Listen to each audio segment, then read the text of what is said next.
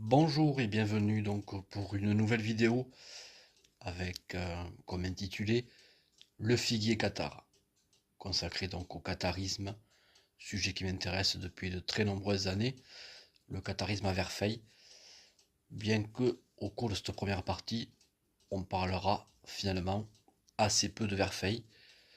Cette première partie, le but est de planter un petit peu le décor, si je peux dire, de parler du contexte dans lequel a pu naître les idées cathares. Donc, cette partie est intitulée Aux racines de la doctrine et des croyances cathares. Le catharisme, c'est tout d'abord une philosophie très ancienne qui s'est développée à partir du 8e siècle avant Jésus-Christ.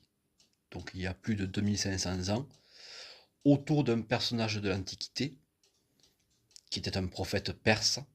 L'empire perse, à l'époque, donc, correspond grosso modo aux limites géographiques de l'actuel pays de l'Iran. Ce prophète perse s'appelait Zoroastre. Ce dernier pensait qu'il existait dans l'univers deux principes irréductibles, le bien et le mal, deux principes qui s'affrontent et qui sont en lutte permanente l'un contre l'autre. Il faut savoir que les idées de Zoroastre eurent une influence considérable pendant toute l'Antiquité et elles furent, dans les grandes lignes, reprises au IIIe siècle après Jésus-Christ par le prophète donc, de la même région, autour de la grande région perse, le prophète qui s'appelait Mani, qui sera le fondateur de la doctrine manichéenne. Le mot manichéen se retrouve encore aujourd'hui. Cette philosophie, qui va devenir peu à peu une religion, cohabita, en particulier à Bagdad, avec les débuts de l'islam du 8e au 12e siècle de notre ère.